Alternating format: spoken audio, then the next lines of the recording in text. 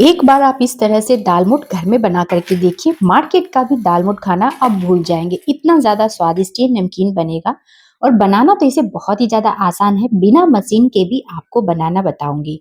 तो चलिए वीडियो पे बने रहिएगा दोस्तों। तो सबसे पहले इस रेसिपी को बनाने के लिए मैंने यहाँ पे लिया है छिलके वाला मसूर का दाल। दाल-मोठ बनाने के लिए हमें मसूर के दाल की ज़रूरत पड़ेगी और वो भी छिलके वाले। तो मैं यहाँ पे तकरीबन आधा कटोरी मसूर का दाल ली हूँ। इसे हमें पहले अच्छी तरह से वॉश कर लेना है। तो सबसे पहला काम आप कीजिएगा, दाल को अच्छी तरह से धो लीजिएगा। वॉश करने के बाद इसे हमें दूसरे पानी में डाल देना है। उसके बाद हमें इसमें डाल लेना है बेकिंग सोडा। तकरीबन 1/4 टीस्पून मैं यहाँ पे बेकिंग सोडा का इस्तेमाल कर रही हूँ और इसे अच्छे से मिक्स करेंगे और इसे हमें 2 से 3 घंटे के लिए इसी तरह से पानी में डाल करके छोड़ देना है, ताकि दाल जो है हमारे फूल जाए और जब हम इससे दाल-मोठ बनाएँगे तो वो दाल-मोठ ना खाने में भी बहुत ही ज़्यादा स्वादिष्ट लगेंगे।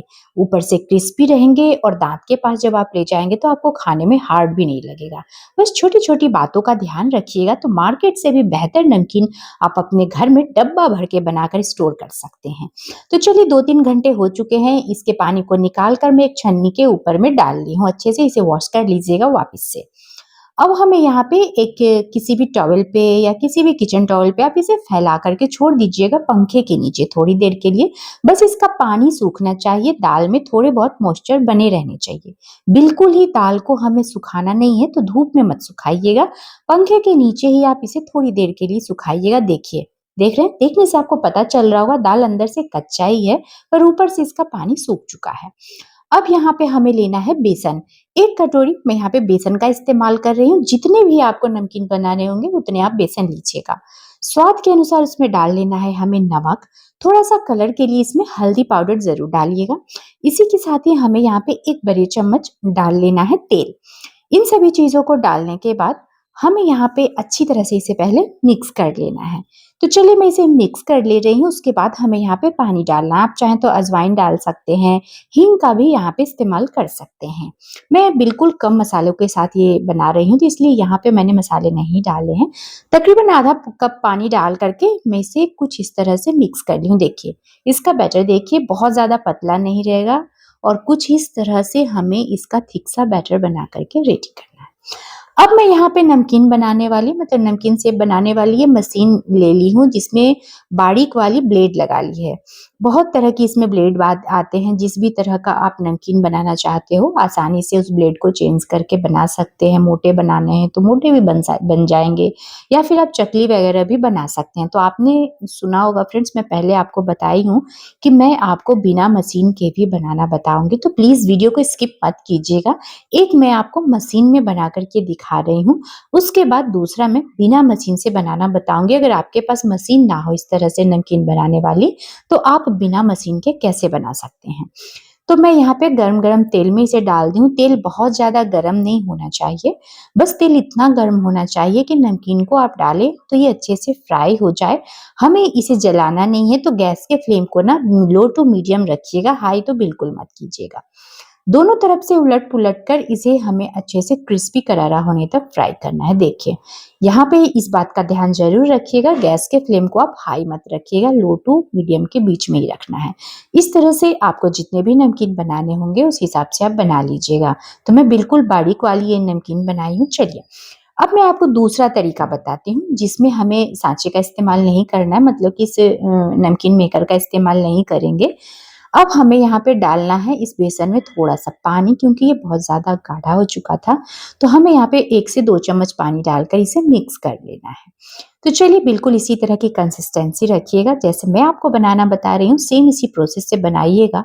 एक बार बना लीजिएगा ना तो आप डब्बा भर के बार-बार बनाइएगा, डब्बा भर के आप स्टोर कर लीजिए, 2-3 महीने तक खाते रहिए, मार्केट से लाने की आपको ज़रूरत नहीं पड़ेगी। तो यहाँ पे मैंने लिया है दूध की थैली, आप दूध की थैली ले लें या फिर आप दही वगैरह की थैली का भी इस्तेमाल कर सकते हैं। उसमें हमें इस बैटर को डालना है और इस तरह से हमें इसमें रबर बैंड लगाकर पैक करना है। फिर से हमें इसे तेल में डाल करके फ्राई करना है, तो बस छोटा-सा कट लगाइएगा।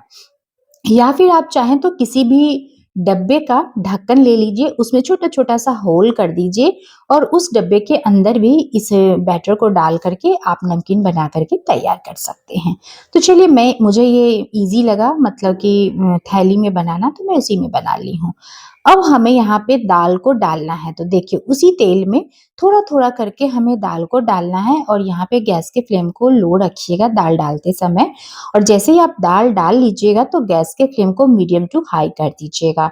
बिल्कुल लो फ्लेम पे हमें दाल को फ्राई नहीं करना है, नहीं तो ये तेल बहुत ज़्यादा एब्ज़ॉर्ब कर लेंगे। अब आपको ये देखने से लग रहा होगा कितना ज़्यादा फूल कर बड़ा हो चुका है, फट चुका है। ये सच में बहुत ही ज़्यादा टेस्टी दाल-मोठ बनता है। एक बार मेरे इस तरीके से आप अपने घर में आसानी से दाल-मोठ बना कर के तैयार कीजिए। सभी को ये बहुत ज़्यादा पसंद भी आते हैं फ्रेंड्स। तो मैं बार-बार जब भी अपने घर में बनाती हूँ, तो मैं इसी तरह से घर में ही दाल-मोठ बनाती हूँ। मैं मार्केट का तो बहुत कम ही लाती हूँ। अब मैं यहाँ पे जो दूसरे थैली से जो बनाई थी ना, वो ये वाली है। तो इस तरह से जो 1-2 मोटे निकल जाए ना, वो सॉफ्ट पड़ जाते हैं, तो आपको उसे हटा देना है। इस बात का ध्यान ज़रूर दीजिएगा। सॉफ्ट जो मतलब फ्राई किए होंगे, जो सॉफ्ट पड़ गया होगा, उसका हमें दाल-मोठ में इस्तेमाल नहीं करना है। तो ये बहुत ही सॉफ्ट हो चुका है, मैं उसे निकाल दे रही हूँ और इस तरह से हमें बिल्कुल हार्ड वाले मतलब नमकीन का इस्तेमाल करना है। अब मैं आपको दिखा रही हूँ। सुन लिए फ्रेंड्स इसका आवाज़ कितना ज़्यादा ये क्रिस्पी बना है ना। आप चाहें तो दूध की थैली से भी इस तरह से नमकीन घर में बनाकर तैयार कर सकते हैं। मेरी दोनों ही नमकीन बिल्कुल परफेक्ट बन कर के तैयार हुई है नमकीन सेव।